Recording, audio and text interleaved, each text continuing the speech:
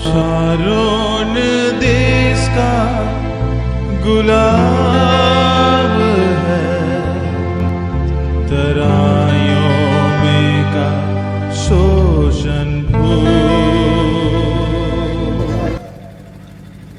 चली सारिकी बाहर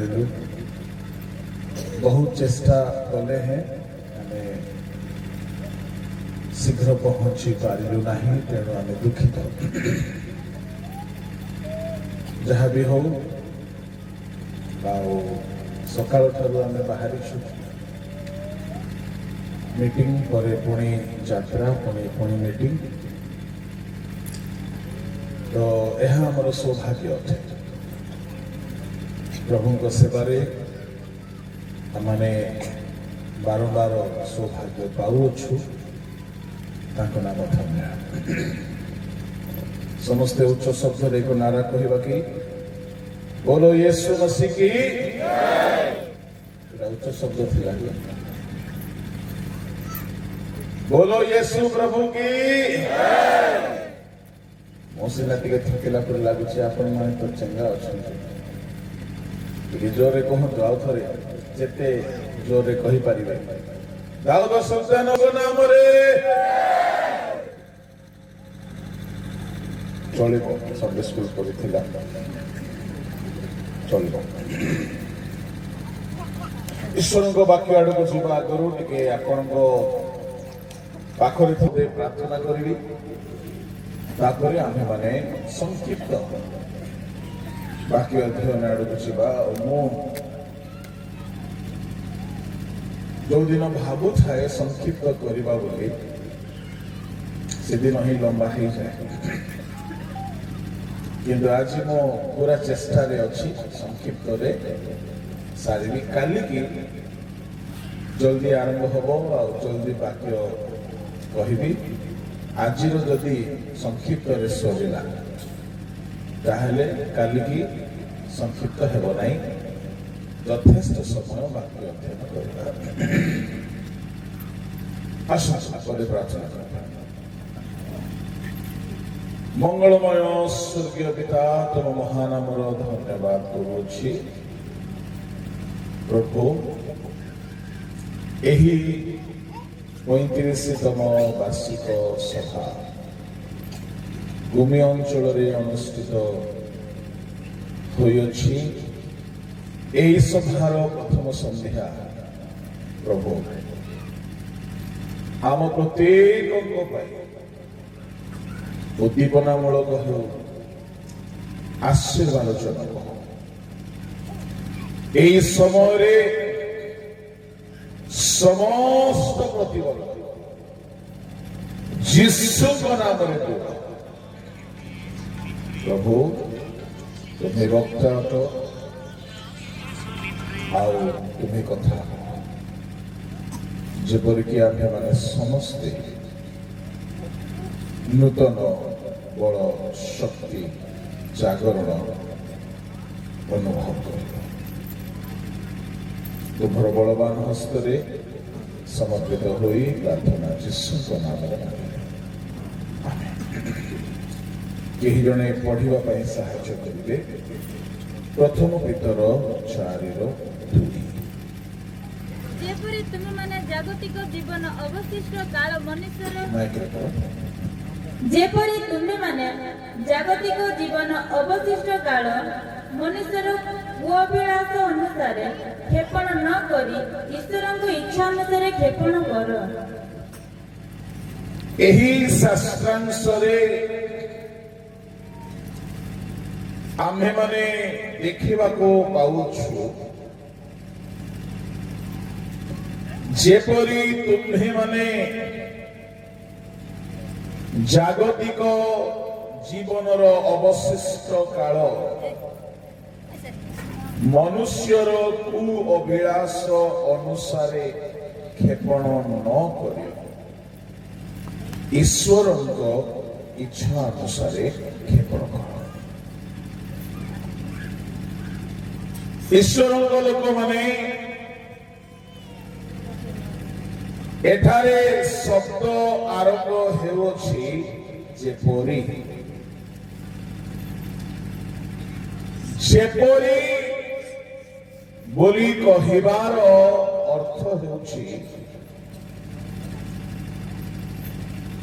ତା ପୂର୍ବରୁ କିଛି କୁହାଯାଇଛି। ଆମେମାନେ ଉଦାହରଣ ସ୍ୱରୂପ ଅନେକ ସମୟରେ କହିଥାଉ। ମୁଁ ଗୋଟିଏ ଉଦାହରଣ କହିବି। ଆମକୁ ଏକ ଗାଡ଼ିଟି ଦରକାର, ଯେପରିକି ଆମେ ଭୂମି ଅଞ୍ଚଳ ପହଞ୍ଚିବା। ଯେପରିକି ପହଞ୍ଚି ପାରିବୁ ବୋଲି କହିଲେ ଅସମ୍ପୂର୍ଣ୍ଣ କଥା ହେଉଛି। ଏଣୁ ଏହି ପ୍ରସଙ୍ଗରେ ଯେପରି ଶବ୍ଦରୁ ଆରମ୍ଭ ହେଉଛି, ଯେପରି ତୁମେମାନେ ଜାଗତିକ ଜୀବନ କୁ ଅଭିଳାଷରେ କ୍ଷେପଣ ନ କରି ଈଶ୍ୱରଙ୍କ ଇଚ୍ଛାରେ କ୍ଷେପଣ। ତା ମାନେ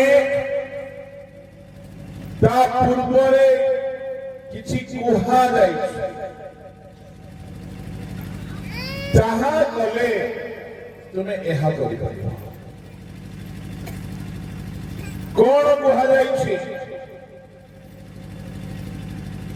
ଯଦି ଆମେ ତାହା ଦେଖିବା ପାଇଁ ଚାହିଁବା 4:1 ପଢ଼ନ୍ତୁ। ତୁମ୍ଭେମାନେ ମଧ୍ୟ ସେହିପରି ମନ ଧରି ଆପଣମାନଙ୍କୁ ସୁସଜ୍ଜିତ କର, କାରଣ ଯେ ଶରୀରରେ ଦୁଃଖ ଭୋଗ କରିଅଛି ସେ ପାପରୁ ନିବୃତ୍ତ ହୋଇଅଛି। ଏବେ 1, 2 ମିଶାଇକି ପଢ଼ନ୍ତୁ। ଆଉ ଖ୍ରୀଷ୍ଟ ଶରୀରରେ ଦୁଃଖ ଭୋଗ କରିଥିବାରୁ ତୁମ୍ଭେମାନେ ମଧ୍ୟ ସେପରି ମନ ଧରି ଆପଣମାନଙ୍କୁ ସୁସଜ୍ଜିତ କର, କାରଣ ଯେ ଶରୀରରେ ଦୁଃଖ ଭୋଗ କରିଅଛି ସେ ପାପରୁ ନିବୃତ୍ତ ହୋଇଅଛି। ଯେପରି ତୁମ୍ଭେମାନେ ଜାଗତିକ ଜୀବନର ଅବଶିଷ୍ଟ କାଳ ମନୁଷ୍ୟର କୁଅଭିଳାଷ ଅନୁସାରେ କ୍ଷେପଣ ନ କରି ଈଶ୍ୱରଙ୍କ ଇଚ୍ଛା ଅନୁସାରେ କ୍ଷେପଣ କର। ଏଠାରେ ବାକ୍ୟଟି ସମ୍ପୂର୍ଣ୍ଣ ଲାଗୁଛି ଯେତେବେଳେ ଆମେ 1 ଆଉ 2 ଉଭୟକୁ ମିଶାଇକି ପଢୁଛୁ। 1ରେ କଣ କୁହାଗଲା? ଖ୍ରୀଷ୍ଟ ଶରୀରରେ ଦୁଃଖ ଭୋଗ କରିଥିବାରୁ ତୁମେମାନେ ମଧ୍ୟ ସେହିପରି ମନ ଧରି ଆପଣମାନଙ୍କୁ ସୁସଜ୍ଜିତ କର। ଏଠାରେ ସୁସଜ୍ଜିତ କରିବା କଥା କୁହାଯାଉଛି। ଆଜି ଆପଣମାନେ ସୁସଜ୍ଜିତ ହେଇକି ଆସିଛନ୍ତି ତ? ଆସିବା ଆଗରୁ ଦର୍ପଣ ସାମ୍ନାରେ ଠିଆ ହେଇ ନିଜ ମୁହଁକୁ ଦେଖି ପାନିଆ ଧରି ନିଜକୁ ସଜାଇ ନିଜକୁ ସୁସଜ୍ଜିତ କରି ଆମେ ଯାଇଥାଉ। କାହିଁକି? ଆମେ ଖରାପ ଦେଖା ନ ଯାଉ, ଏହା ମୋର ଉଦ୍ଦେଶ୍ୟ। ସୁସଜ୍ଜିତ ବୋଲି କହିଲେ ବହୁତ ଭଲ ଭାବରେ ସଜ୍ଜିତ ହେବା, ପ୍ରସ୍ତୁତ ହେବା, ନିଜକୁ ସଜାଇବା। ଏଠାରେ ଆମକୁ ନିଜକୁ ସଜାଇବା ପାଇଁ କୁହାଯାଉଛି। କିପରି ଭାବରେ ସଜାଇବାକୁ କୁହାଯାଉଛି? ଖ୍ରୀଷ୍ଟ ଯେପରି ନିଜକୁ ସଜ୍ଜିତ କରିଥିଲେ, ପ୍ରଭୁଙ୍କ ଲୋକମାନେ ଖ୍ରୀଷ୍ଟ କି ପ୍ରକାର ନିଜକୁ ସଜ୍ଜିତ କରିଥିଲେ? ଖ୍ରୀଷ୍ଟ ଶରୀରରେ ଦୁଃଖ ଭୋଗ କରିଥିବା, ତାମାନେ କାଲବରୀରେ ଯୀଶୁ ଖ୍ରୀଷ୍ଟ ନିଜକୁ ବହୁତ ସୁନ୍ଦର ଭାବରେ ସୁସଜ୍ଜିତ କଲେ। ଆଜିକାଲି ଝିଅ ମାନଙ୍କର ବି ପାର୍ଲର ବାହାରିଛି, ବିୟୁଟି ପାର୍ଲର। ଆଉ ପୁଅ ମାନଙ୍କର ମଧ୍ୟ ବାହାରିଛି। କେବେ ଯାଇଛ ପିଲାମାନେ? କେବେ ଯାଇନ? କେବେ ଯାଉନାହିଁ ଭୁଲରେ ମଧ୍ୟ। ତୁମେ ଏମିତି ହିଁ ବହୁତ ସୁନ୍ଦର ଦେଖାଯାଉଛ। ସୁନ୍ଦରତାର ଅର୍ଥ ନୁହଁ ଯେ ଗୋରା ଦେଖାଯିବା। ସୁନ୍ଦରତାର ଅର୍ଥ ନୁହଁ ଯେ ନାକ ସିଧା ହେବା ଆଉ ଚେଷ୍ଟା ନ ହେବା। ସୁନ୍ଦରତାର ଅର୍ଥ ହେଉଛି ବାଇବଲ ଅନୁସାରେ ପରମେଶ୍ୱର ଯାହା ବି ନିର୍ମାଣ କରିଛନ୍ତି ଉତ୍ତମ ନିର୍ମାଣ କରିଛନ୍ତି। ଯେଉଁଦିନ ମଣିଷକୁ ସୃଷ୍ଟି କଲେ ଉତ୍ତମ ବୋଲି କହିଲେ, ତେବେ ଆପଣ ଈଶ୍ୱରଙ୍କ ଦ୍ୱାରା ସୃଷ୍ଟ ହେଇଛନ୍ତି, ତ ଆପଣ ଈଶ୍ୱରଙ୍କ ଦ୍ୱାରା ସୃଷ୍ଟ ହେଇଥିବା ହେତୁ ଆପଣ ଉତ୍ତମ ଅଟନ୍ତି। ଅନ୍ୟ ଲୋକକୁ ଭଲ ଲାଗୁନି ତାର ଆଖିର ପ୍ରୋବ୍ଲେମ। ଯଦି କେହି ଆପଣଙ୍କୁ କହୁଛି ତୁ କାଳିଆ ନୁହିଁ, ତୁ କଳା ମୁହାଁ, କାଳିଆ ମୁହାଁ, ତ ଭାଇ ତୋ ଆଖିର ପ୍ରୋବ୍ଲେମ, ତୋତେ ମୁଁ ଖରାପ ଦେଖାଯାଉଛି। ଈଶ୍ୱର ମନୁଷ୍ୟକୁ ସୃଷ୍ଟି କରି କଣ ବୋଲି କହିଲେ? କାଳିଆ ମୁହାଁ ବୋଲି କହିଲେ କି? ଅନ୍ଧାରମୟ ବୋଲି କହିଲେ କି? କଣ କହିଲେ? ଉତ୍ତମ। ତାହେଲେ ଆପଣ କେମିତି ସୃଷ୍ଟି ଅଟନ୍ତି? ଉତ୍ତମ। ସମସ୍ତେ କୁହନ୍ତୁ ମୁଁ ଉତ୍ତମ ସୃଷ୍ଟି।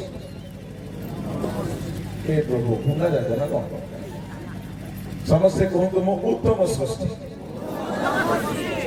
ଯଦି ଈଶ୍ୱର ଆପଣଙ୍କୁ ସୃଷ୍ଟି କରିଛନ୍ତି, ତେବେ ଆପଣ ସୃଷ୍ଟିରେ କିଛି ତ୍ରୁଟି ହେଇନାହିଁ। ଆପଣ ଲୋକର କଥାରେ ପଡିକି ଯାଇକି କଣ କ୍ରିମ ସବୁ ଲଗେଇ ହଉଛନ୍ତି, କଣ କଣ ପାଉଡର ସବୁ ଲଗେଇ ହଉଛନ୍ତି, ନିଜର ଅରିଜିନାଲ କଲରକୁ ଆଉ ଗୋଟେ ଅଲଗା କଲର କରିଦଉଛନ୍ତି।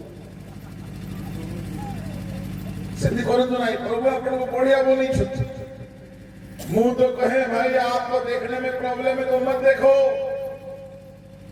हम अपने में अच्छे हैं, अपने में खूबसूरत हैं।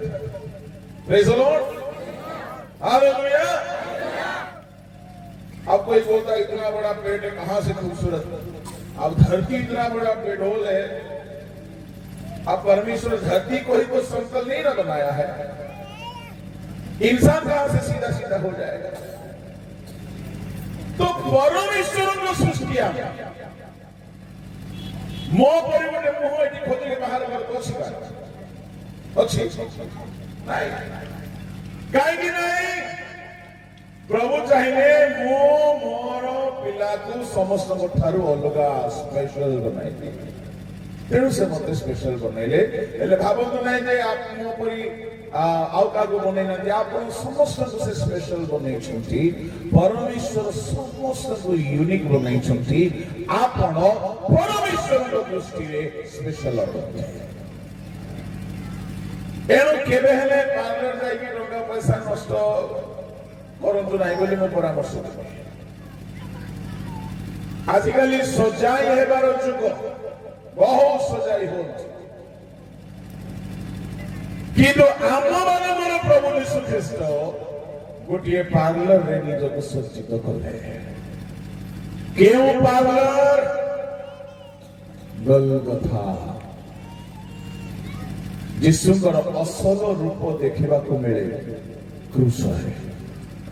आउ से रूप से आमको प्रेम करुथिबा हेतुरु से आम हेतुरु एते दुख भोग कले, एते दुख भोग कले कि हाथरे कंटा माड़, पादरे कंटा माड़, मस्तकरे कंटा मुकुट, पिठीरे कोरडा, छातीरे बर्छा, मुहरे छेप, केही तो पछाड़ू बिथा मारुछि, केही दाढ़ी पाड़ुछि, क्रूस बहन करी चली छंती, ताको सर्वांग शरीर रक्ताक्त हेई जाइछि। काहेकि से एते भयंकर दारुण दुख भोग कले प्रभु को लोक माने से आम मानकु प्रेम करिथिबा हेतु आम निमंते तांकर रूप सेमिति नेबाकु पड़िला। जिसाय 52:14 पढ़ंतु।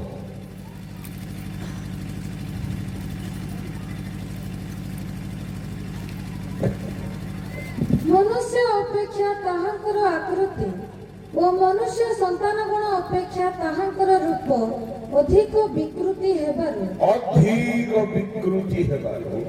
ଯେପରି ଅନେକ ତାହାଙ୍କ ବିଷୟରେ ଚମତ୍କୃତ ହୋଇଥିଲେ ସେପରି ସେ ଅନେକ ଦେଶମାନଙ୍କୁ କ୍ରୁଶରେ ଯେତେବେଳେ ଯୀଶୁ ଖ୍ରୀଷ୍ଟ ବଳି ହେଲେ ତାଙ୍କର ରୂପ ମନୁଷ୍ୟ ମାନଙ୍କ ପରି ଦେଖାଗଲା। ଇତି ମାଡ଼ ଖାଇଥିଲେ ଆପଣ ଯାହା କରୁଣା ମାୟୁଡୁ ଦୟା ସାଗର ସିନେମାରେ ବା ପ୍ୟାସନ ଅଫ ଖ୍ରାଇଷ୍ଟ ସିନେମାରେ ଯୀଶୁଙ୍କୁ ଦେଖିଛନ୍ତି ତାହା ଅରିଜିନାଲ ନୁହେଁ, ତାହା ବାସ୍ତବରେ ସେମିତି ନୁହେଁ। ଯୀଶୁଙ୍କ ମସ୍ତକରେ ଏତେ ରକ୍ତ ଝରିଲା ଯେ ମୁହଁ ପୁରା ଲୁଚିଗଲା। ଏତେ ଦେହରେ ମାଡ଼ ବାଜିଲା ଯେ ମଣିଷ ଥିଲା ପରି ଦେଖାଯାଉ ନାହିଁ। ଯିଶାୟ ଭାବବାଣୀ କହୁଛନ୍ତି ତାଙ୍କର ରୂପ ମନୁଷ୍ୟ ପରି ଦେଖାଗଲା ନାହିଁ। ମାଂସକୁ ଛେଚିକି ଝୁଲାଇ ଦେଲା ପରି ଦେଖାଗଲା। এই ପ୍ରକାରେ ଯୀଶୁ ଆପଣାକୁ ସଜ୍ଜିତ କଲେ ଆମ ପାଇଁ। 53:1 ପଢନ୍ତୁ ଯିଶାୟ। ଓ ସଦାପ୍ରଭୁଙ୍କ ବାହୁ କାହା ନିକଟରେ ପ୍ରକାଶିତ ହୋଇଅଛି, କାରଣ ସେ ତାହାଙ୍କ ଦୃଷ୍ଟିରେ ଚାରା ତୁଲ୍ୟ ଓ ଶୁଷ୍କ ଭୂମିରୁ ଉତ୍ପନ୍ନ ମୂଳ ତୁଲ୍ୟ ବଢିଲେ। ତାହାଙ୍କର ରୂପ କି ଶୋଭା ନାହିଁ, ପୁଣି ତାହାଙ୍କୁ ଦେଖିଲେ ଆମ୍ଭେମାନେ ଯେ ଶ୍ରଦ୍ଧା କରିବା ତାହାଙ୍କର ଏପରି ସୌନ୍ଦର୍ଯ୍ୟ ନାହିଁ। ଯୀଶୁଙ୍କ ବିଷୟରେ ଯିଶାୟ 53:1-2ରେ କୁହାଯାଉଛି ତାଙ୍କର ରୂପର ସୌନ୍ଦର୍ଯ୍ୟର ପ୍ରଶଂସା କରାଯିବ ଏପରି ସେ ଦେଖାଯାଉନାହାନ୍ତି। ଆପଣ ଯେଉଁ ଯୀଶୁଙ୍କର ଫଟୋ କ୍ରୁଶର ଫଟୋ ଘରେ ରଖିଥିବେ ଦେଖୁଥିବେ ବହୁତ ସୁନ୍ଦର ଯୀଶୁ ସେଠାରେ ଗୋଟିଏ 2-3ଟା ରକ୍ତର ଧାର ଝରୁଛି, ପୁରା କ୍ରିମ ଫ୍ରିମ ପାଉଡର ଲଗେଇକି ଷ୍ଟାଇଲ ମାରିକି ପୁରା କ୍ରୁଶରେ ଅଛି। ନାହିଁ, ସେମିତି ନଥିଲେ ସେ କ୍ରୁଶରେ ସେମିତି ନଥିଲେ। ଏମିତି ଥିଲେ ତାଙ୍କର ରୂପ ପୁରା ବିଗିଡି ଯାଇଛି, ତାଙ୍କର ରୂପ ପୁରା ନଷ୍ଟ ହେଇଯାଇଛି। କାହିଁକି ସେ ଆମମାନଙ୍କ ପାଇଁ ନିଜକୁ ସେଇ ପ୍ରକାର କଲେ। ଆଚ୍ଛା, ପ୍ରଭୁଙ୍କ ଲୋକମାନେ ଜଣେ ବ୍ୟକ୍ତି କୌଣସି କାମ କରିବାକୁ ଚାହିଁବ, ସେ କାମ କରିବା ପୂର୍ବରୁ ପ୍ରଥମେ ସେ କାମ ବିଷୟରେ ମନରେ ଚିନ୍ତା, ପ୍ରଥମେ ମନରେ ସେ କାମ କରିବା ପାଇଁ ମନ ରେଡି ହୁଏ, ତାପରେ ମନ ଚାହିଁବ ତ ଶରୀର ସେ କାମକୁ କରେ। ତେବେ ଯୀଶୁ ଖ୍ରୀଷ୍ଟ କ୍ରୁଶରେ ଯୋଉ ଭୟଙ୍କର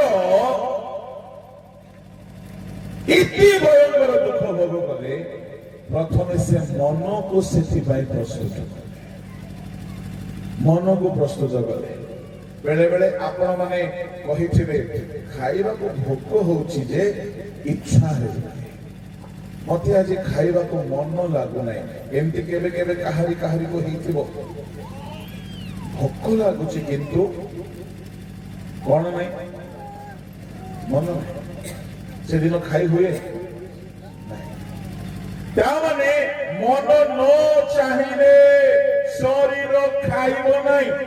ଭଲ ମାଂସ ତରକାରୀ, ଭଲ ଆଇଟମ ସବୁ ରନ୍ଧା ହେଇଛି, ମେଜରେ ରଖା ହେଇଛି, ବହୁତ ସୁନ୍ଦର ଦେଖାଯାଉଛି, ବହୁତ ଭଲ ବାସନା ଆସୁଛି, କିନ୍ତୁ ମନ ନାହିଁ, ଖାଇ ହବ? ଖାଇବା ପାଇଁ ହାତ ଅଛି ରେଡି, ହାତ ପଙ୍ଗୁ ହୋଇନାହିଁ, ପାଟି ରେଡି ଅଛି, ଦାନ୍ତ ଘଷା ହେଇଛି, ବ୍ରଶ କରାହେଇଛି, ଜିଭ ଠିକ ଅଛି, ପେଟ ବି ଖାଲି ଅଛି, ସବୁ ରେଡି ଅଛି, ବସିଛନ୍ତି ଆପଣ ମେଜରେ, ସବୁ ଠିକ ଠାକ ଅଛି। ଜୋରେ ଚାହୁଁନାହିଁ କିଏ ସେ? ଜୋରେ ମନ ଯଦି ଚାହିଁଲା ନାହିଁ, ପ୍ରଭୁଙ୍କ ଲୋକମାନେ ଶରୀର ସାଇଲେଣ୍ଟ। ସବୁ କାମ ପାଇଁ ପ୍ରଥମେ ଯେକୌଣସି କାମ ହେଉନା କାହିଁକି ପ୍ରଥମେ ମନ ପ୍ରସ୍ତୁତ ହୁଏ, ତାହାପରେ ଯାହା ମନ ପ୍ରସ୍ତୁତ କରେ ତାହା ହିଁ ଆମ ଶରୀର କରେ। ତେବେ ଯୀଶୁ କ୍ରୁଶରେ ଯୋଉ ଭୟଙ୍କର କ୍ଲେଶ ଭୋଗ କଲେ, ସେଥିପାଇଁ ସେ ମନକୁ ସଜ୍ଜିତ କଲେ, ସେ ମନକୁ ପ୍ରସ୍ତୁତ କଲେ। ବୋଲ ୟୀଶୁ ମसीह की। ସେ ମନକୁ ସୁସଜ୍ଜିତ କଲେ। ଏଣୁକରି ଲେଖକ ଏଠାରେ କଣ କହୁଛନ୍ତି? ଏବେ ପଢୁଛୁ 4:1 ପ୍ରଥମ ଗୀତ। ଖ୍ରୀଷ୍ଟ ଶରୀରରେ ଦୁଃଖ ଭୋଗ କରିଥିବାରୁ ତୁମ୍ଭେମାନେ ମଧ୍ୟ ସେପରି ମନ ପରି ଧାରଣା ଠିକ ରେ ପଢ, ଠିକ ରେ ପଢ, ହଁ ଆଉ ଥରେ ପଢ, ସ୍ପଷ୍ଟ କର। ଖ୍ରୀଷ୍ଟ ଶରୀରରେ ଦୁଃଖ ଭୋଗ କରିଥିବାରୁ ତୁମ୍ଭେମାନେ ମଧ୍ୟ ସେପରି ମନ ଧରି ଆପଣମାନଙ୍କୁ ସୁସଜ୍ଜିତ କର, କାରଣ ଖ୍ରୀଷ୍ଟ ଦୁଃଖ ଭୋଗ କରିଥିବାରୁ ସେଇପରି ମନକୁ ତୁମେ ବି ଧର। କାହାକୁ ଧର? କାହାକୁ ଧର? ମନକୁ ଧର। ଯୀଶୁଙ୍କର ମନ ପ୍ରଥମେ ପ୍ରସ୍ତୁତ ହେଲା ଦୁଃଖ ଭୋଗ କରିବା ପାଇଁ, କୃଷ ଭୋଗ କରିବା ପାଇଁ। ପ୍ରଭୁଙ୍କ ଲୋକମାନେ କୃଷ ଭୋଗ କରିବା ପାଇଁ ହେଲେ ସେ ମନକୁ ପ୍ରଥମେ ସୁସଜ୍ଜିତ କଲେ, ମନକୁ ରେଡି କଲେ। ମନ ଭିତରେ କଣ କଣ ରେଡି କଲେ? ସେ ମନ ଭିତରେ 5ଟା ବିଷୟକୁ ସେ ରେଡି କଲେ, ତାହାପରେ ଯାଇକି ଶରୀର ଇଏ ସବୁ କରିବା ପାଇଁ ଆଗକୁ ବଢିଲା। ଯୀଶୁଙ୍କ ମନ ଭିତରେ ଅନେକ କଥା ଅଛି, 5ଟି କଥା ମୁଁ କହିବି। ପ୍ରଥମରେ ସେ ମନକୁ କ୍ଲେଶ ସହିବା ପାଇଁ ପ୍ରସ୍ତୁତ କଲେ। ପ୍ରେଜ୍ ଦ ଲର୍ଡ, ହାଲେଲୁୟା। ଯଦି କେହି ମନରେ ସ୍ଥିର କରିବ ଯେତେ କଷ୍ଟ ହେଲେ ହେଉ ମୁଁ ସହିଯିବି, ସେ ଲୋକକୁ କେହି ରୋକିପାରିବେ ନାହିଁ, ରୋକିପାରିବ ନାହିଁ, କେହି ରୋକିପାରିବେ ନାହିଁ। ଯୀଶୁ ଖ୍ରୀଷ୍ଟ ମନରେ ସହିବା ପାଇଁ ନିଜକୁ ପ୍ରସ୍ତୁତ କଲେ। ମୁଁ ଆପଣମାନଙ୍କୁ କହିବା ପାଇଁ ଚାହେଁ, ମନରେ ସହିବା ପାଇଁ କ୍ଲେଶ ସେ ସହ କଲେ। ସହିବା ଦେହରେ ହୁଏ ନାହିଁ, ସହିବା ମନରେ ହୁଏ। ସେ ସହ୍ୟ କରିବା ପାଇଁ ପ୍ରସ୍ତୁତ ହେଇଗଲେ। ପ୍ରଭୁଙ୍କ ଲୋକମାନେ, ମୁଁ ଆପଣମାନଙ୍କୁ କହିବା ପାଇଁ ଚାହେଁ, ଦ୍ୱିତୀୟରେ ସେ ମନ ଭିତରେ ସହିବାର ଶକ୍ତି କେଉଁଠୁ ଆସିବ? ଆପଣ କେହି ବି ଆପଣଙ୍କୁ ଟିକେ ବାଧିଲା କଥା କହିଲେ ଆପଣ ସହିଯିବେ କି? ସହିବେ ନାହିଁ, ବିଲକୁଲ ସହିବେ। ଆପଣ କିଛି ଲୋକ ପାଇଁ ଯେତେ କଷ୍ଟ ହେଲେ ବି ସହିବା ପାଇଁ ରେଡି ହେବେ। କୁହ ଦେଖି, ସେ ଲୋକ ସହିତ ଆପଣଙ୍କର କି ପ୍ରକାର ସମ୍ପର୍କ ଥାଏ ଯେ ଆପଣ ସହିବା ପାଇଁ ରେଡି ହେଇଯାଏ? କି ସମ୍ପର୍କ? ପ୍ରେମ।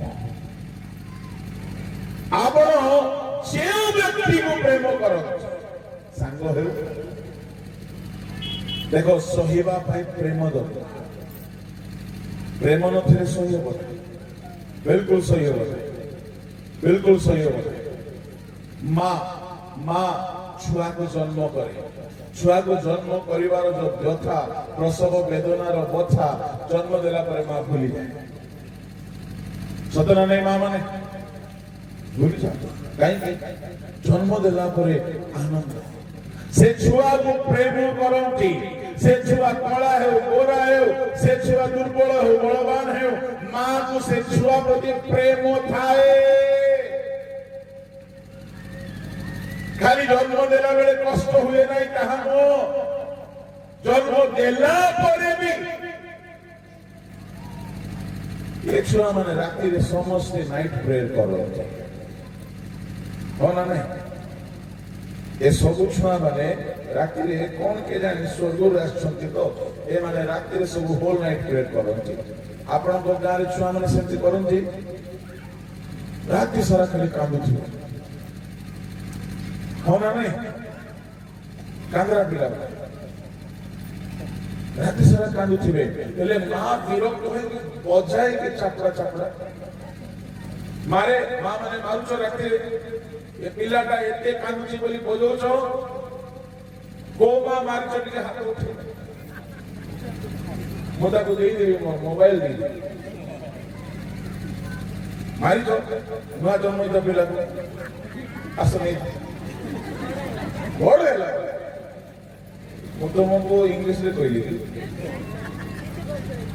3 वर्ष कथा पढ़ी नहीं थी जन्म ही थिबा छुआ राति सारा जन्म हैला पर सुए नहीं से छुआ राति सारा चेंगी रहिबो मां मध्ये उठिबो ता काई बोली चेइबो 3 मास 4 मास 6 मास जाए पिला माने एमती करंची मां माने सुई पारंची नाही मां काई की आराम रे सही जाए सबो मारो ममता मां नवजात शिशु को मारे नहीं काई के मारे नहीं उल्टा जो छुआ का मिला मां भी कांदे काई की मां सब सही जाए मारो प्रेमो जो माने सही पारंती जो माने प्रेम करते पाउलो एथे मारो खाइले पाउलो कहिले रोमियो 8:35 रे किए ख्रीष्टन को प्रेम मते उचित किए सब सह परिवार मन आसी जीवो यदि आपन को प्रेम अछि सुनो सुनो भेंडिया माको टिके भलरे बुझा पड़िबो तुमरो यदि प्रिय सिनेमा देखिबा को इच्छा हेइबोला दिनो सारा थकी थी बहुत काम कर राति रे जदि 12टा पर भी से सिनेमा की लगे देला आखिर निद आसीबो कहीं अनिद्रा सहिबा को शक्ति केउठु आसीबो लागे से सिनेमा प्रति जदि केही आ संध्या 9टा 8टा बेला में यदि प्रार्थना रे डाकिले प्रार्थना रे बसिले ढुकरिबो अच्छा प्रार्थना रे बसिले तो ढुकरू छ सिनेमा रे बसिले काई की आखि पूरा मेला हो जाउची प्रार्थना प्रति कोन नाही जोरे प्रेम नाही एरो प्रार्थना बोरिंग लागे आपण माने जेते ठाक अछुंती आपण मानकर जणे ना जणे बंधु थिबो यदि कहार बंधु अछि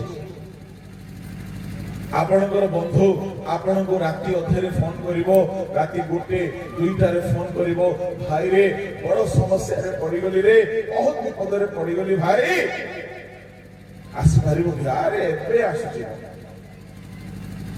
राति 2टा रे फोन करे एबे आसी तो पे प्राण दे देबी रे तू मोरो जिगर दोस्त केमती दोस्त जिगर दोस्त हां राति 2टा रे पोपका आवाज यदि प्रार्थना पे डाकिले जाई हबो हां कोन बोली कहबे बाळ बाबा बहुत थकिची आपण कर दियंतु आ आसी पारिबे कि आपण करदु ना पर देखे कहीं की जाई हबो नै कारण होची प्रेम सांगो डाकी देला लोक निजर मायकेना स्त्री को छाड़ी पहुंचे सांग कहीं प्रेम थिले सहीबार शक्ति आसी जाए ख्रीष्ट को मन सहीबा पाई प्रस्तुत है ख्रीष्ट को मन प्रेम परिपूर्ण थे प्रभु लोक मैंने आपण भितर जदि मन भितर ईश्वर प्रति प्रेम आसी ना आप आत्मिक जीवन में आदौ बढ़ी पारे आदौ बढ़ी पारे कहीं ख्रिस्टियान जीवन में आध्यात्मिक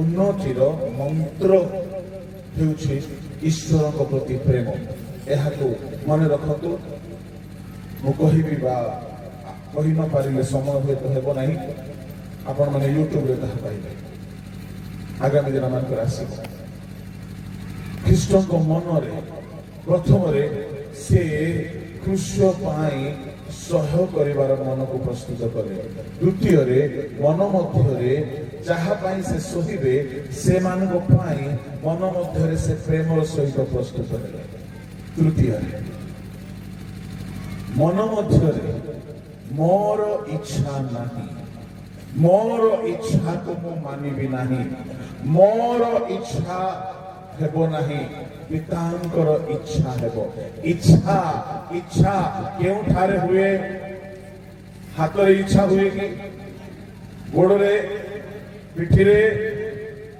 कान रे इच्छा केउठी हुए मन पिता मोर इच्छा नहीं तुमर इच्छा सफल है तामाने मन को सुसज्जित कले पितांकर इच्छा साधन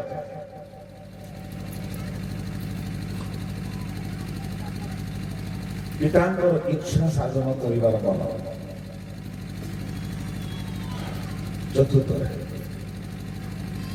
चतुर्थ आज्ञा बह हेबार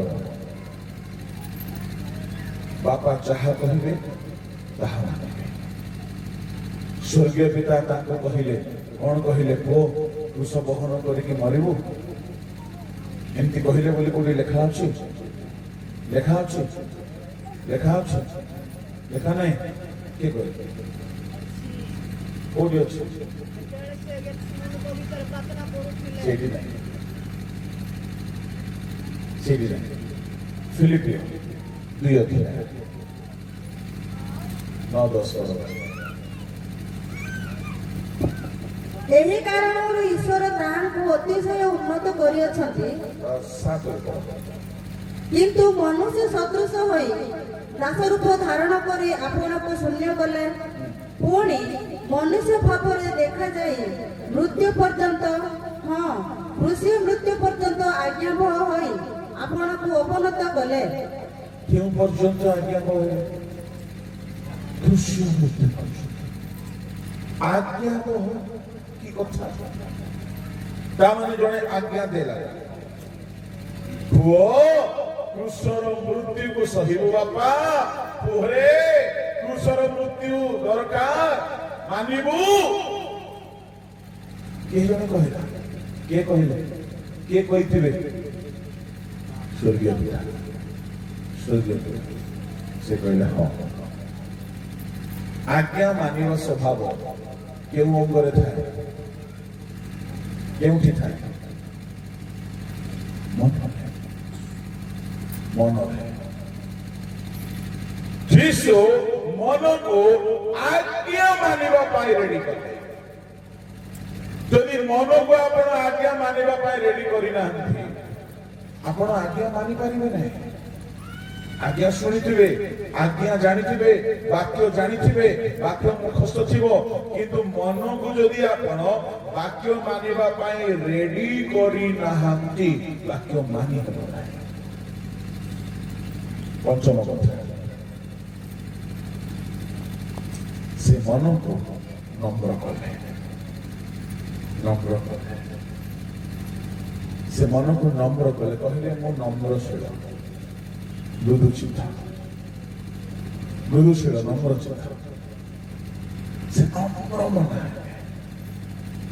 ଏ ମୁଖ୍ୟ 5 ଗୋଟି ପ୍ରସ୍ତୁତି ମନରେ ସବୁବେଳେ ଧରି ରଖିବେ ଯୋଉମାନେ ଶୁଣନ୍ତୁ ସେମାନେ ଯେତେ ବଡ଼ କଷ୍ଟ କାମ ହେଲେ ମଧ୍ୟ ପ୍ରଭୁଙ୍କ ପାଇଁ କରିପାରିବେ କେହି ରୋକି ପାରିବେନି ସେମାନେ କେହି ବହୁତ ବାହାନା ମାରନ୍ତି ବହୁତ ବାହାନା ମାରନ୍ତି କେହି କହନ୍ତି ଦରମା ମିଳୁନାହିଁ ତ କେମିତି ପ୍ରଭୁଙ୍କର କାମ କରିବେ ଆଚ୍ଛା ମୁଁ କହିବି ଯୀଶୁଙ୍କୁ ତୁମେ ଦରମା ଦେଇଥିଲ ସେ ଆସିକି ତୁମ ପାଇଁ କାମ କରି ପଳେଇଲେ ନା କେତେ ଲେଖା ଦେଇଥିଲ ମାସ କିଛି ନାହିଁ ପ୍ରେମ ଯୋଉଠି ପ୍ରେମ ଥାଏ ସେଠାରେ ପଇସା କାରବାର ହୁଏ ନାହିଁ ବିଲକୁଲ ହୁଏ ନାହିଁ ପ୍ରେମରେ କୌଣସି ବିଜନେସ୍ ନାହିଁ ପ୍ରେମରେ କୌଣସି ସ୍ୱାର୍ଥ ନଥାଏ ବାଇବଲ ସାଧୁମାନଙ୍କୁ ଦେଖିବ ସେମାନେ ନିଃସ୍ୱାର୍ଥ ଭାବରେ କାମ କଲେ କାହିଁକି ପ୍ରେମ ପାଗଳ ମୋସା 40 ବର୍ଷ ଇସ୍ରାଏଲର ଲାଳନ ପାଳନ ପୋଷଣ ରକ୍ଷଣ ବେକ୍ଷଣ ସବୁ କେବେ ଦରମା ମାଗିଥିଲେ କାହିଁକି ମାଗିନାହାନ୍ତି ପ୍ରେମ ମା ଛୁଆକୁ ସକାଳୁ ଉଠି ଉଠି ଗାଧାଏ ତାକୁ ଲୁଗା ଚେଞ୍ଜ କରେ ସିଏ ଯାହା ବି ମଳ ପରିତ୍ୟାଗ କରେ ସବୁ ସଫା କରେ ମା ତାକୁ ଦୁଗ୍ଧ ପାନ କରାଏ ମା ତାକୁ ସବୁଦିନ ଖୁଆଏ ପିଆଏ କେବେ ଦରମା ମାଗେ ସ୍ୱାମୀକୁ କୁହେ ତୁମର ପିଲାକୁ 25 ମାସ ଦରମା ଦିଅ କେବେ ମାଗିଛ ମା ଖୁସି ଖୁସି କରେ କାହିଁକି ପ୍ରେମ ଆଜି କାହିଁକି ଆମେ ପ୍ରଭୁଙ୍କ କାମ କରିପାରୁନୁ ପ୍ରେମ ନାହିଁ ପ୍ରେମ ଥଣ୍ଡା ପଡ଼ିଯାଇଛି ଶୀତଳ ହୋଇଯାଇଛି ଏଫେସୀୟ 5:27 ପଢ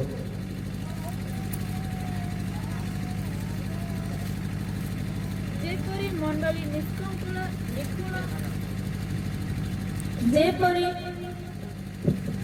ଯେପରି ମଣ୍ଡଳୀ ନିଷ୍କଳଙ୍କ ନିକୁନ୍ତ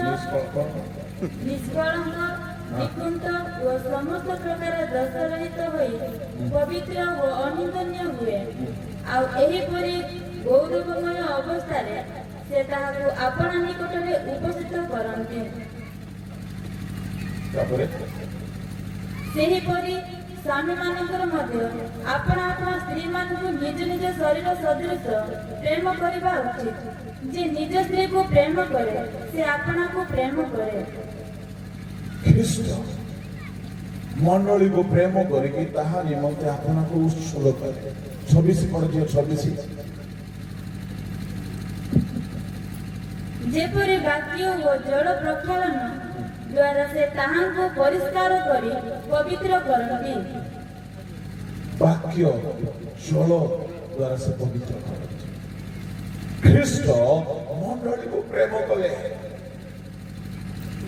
ଯେ ଯାହାକୁ ପ୍ରେମ କରେ ସେ ତାହା ପାଇଁ ସବୁ ସହିପାରିବ ଯେ ଯାହାକୁ ପ୍ରେମ କରେ ସେ ତାହାର ସବୁ କଥା ମାନିପାରିବ ଯେ ଯାହାକୁ ପ୍ରେମ କରେ ସେ ତାହା ପାଇଁ ସବୁ ମୂଲ୍ୟ ଦେବାକୁ ପ୍ରସ୍ତୁତ ହେଇଯିବ ଆଜି କାହିଁକି ଆମେ ପ୍ରଭୁଙ୍କ କଥା ମାନି ପାରୁନା ପ୍ରଭୁଙ୍କ କାମ କରିପାରୁନା ଯେହେତୁ ଆମ ମନ ମଧ୍ୟରେ ପ୍ରଭୁଙ୍କ ପ୍ରତି ପ୍ରେମ ଜୋରେ ତାହେଲେ ଶୁଣ ପ୍ରେମ ନ କରିବା ସ୍ତ୍ରୀ ସାଙ୍ଗରେ ତୁ ରହିପାରିବ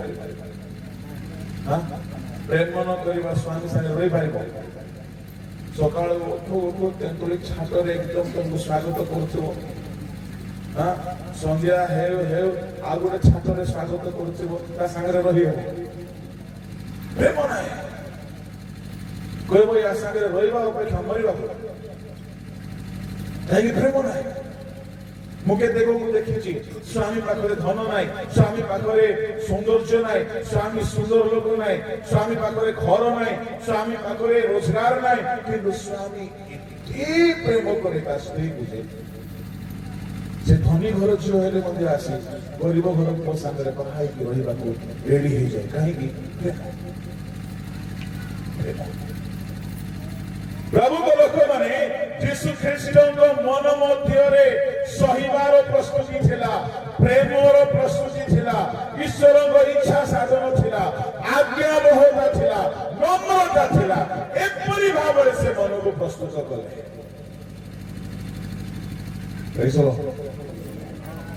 ତେଣୁ ଭିତର କହୁଛନ୍ତି ସିଏ ଯେପରି ପ୍ରସ୍ତୁତ କଲେ ସେହିପରି ମନ ଧରି ତୁମ୍ଭେମାନେ ଆପଣ ଆପଣାକୁ ପ୍ରସ୍ତୁତ କର। ତାର ଅର୍ଥ କଣ? ଖ୍ରୀଷ୍ଟଙ୍କ ପାଇଁ ଦୁଃଖ ଭୋଗ କରିବାକୁ ପ୍ରସ୍ତୁତ ହୁଅ। ଆଉ ଥରେ ପଢୁଛି ପ୍ରଥମ ଭିତର 4:1।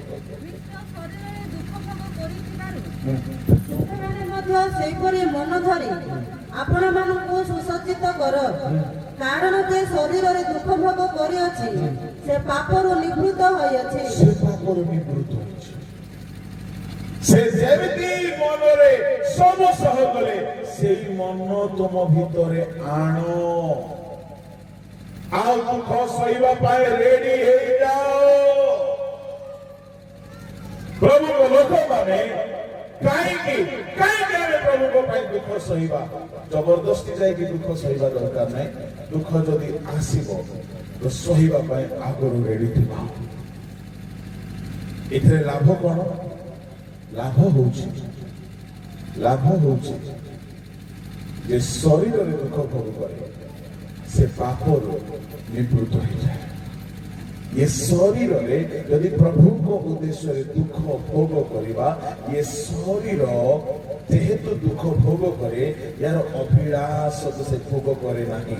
ଦୁଃଖ ଭୋଗ କରିବା ଶରୀର ଅଭିଳାଷ ଭୋଗ କରେ ନାହିଁ, ପାପକୁ ଭୋଗ କରେ ନାହିଁ, ନିଶାକୁ ଭୋଗ କରେ ନାହିଁ।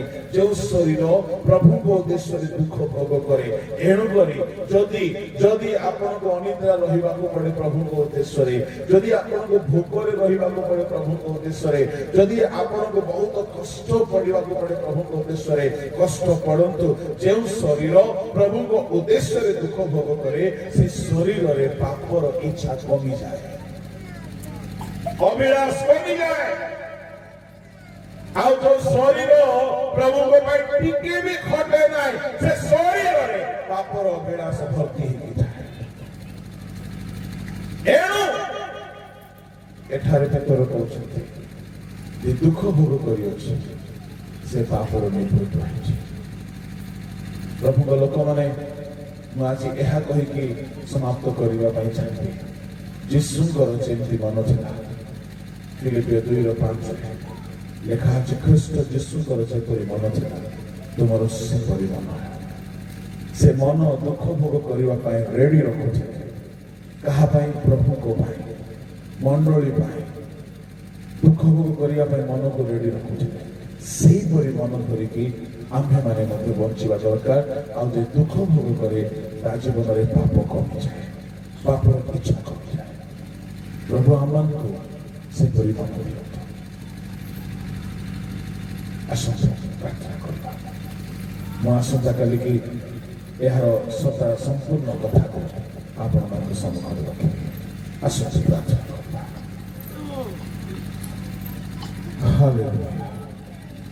ପବିତ୍ର ପବିତ୍ର ମଙ୍ଗଳମୟ ସ୍ୱର୍ଗୀୟ ପିତା, ତୁମେ ଯେ ପ୍ରକାର ମନ ଧରି ଆପଣଙ୍କୁ ସୁସଜ୍ଜିତ କଲ ପ୍ରଭୁ, ସେହିପରି ମନ ଆମ ସମସ୍ତଙ୍କୁ ଦିଅ, ଯଦ୍ୱାରା ଆମେ ମଧ୍ୟ ଶରୀରରେ ଦୁଃଖ ଭୋଗ କରି ପାପରୁ ନିବୃତ୍ତ ହେବୁ। ଏ ବାକ୍ୟ ପ୍ରତ୍ୟେକ ଜୀବନରେ କାର୍ଯ୍ୟ ସାଧନ କର। ପ୍ରଭୁ, ତୁମେ କଥା କହିଅଛ, ଏଥିପାଇଁ ଧନ୍ୟବାଦ ଦେଉଛି।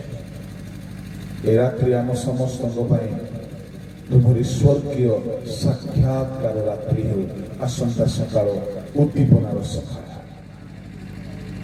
ଆଗାମୀ ଅଧିବେଶନ ଆସନ୍ତାକାଲିକି ଆଶୀର୍ବାଦ ଜନକ ହେଉ। ପ୍ରଭୁ, ତୁମେ ଆମ ସହବର୍ତ୍ତୀ ହେଉ, ଆଶୀର୍ବାଦ କର। ପ୍ରତ୍ୟେକଙ୍କୁ ତୁମ ହସ୍ତରେ ସମର୍ପଣ କରି ଏହି ପ୍ରାର୍ଥନା ଯୀଶୁଙ୍କ ନାମରେ ମାଗେ। ଆମେନ୍।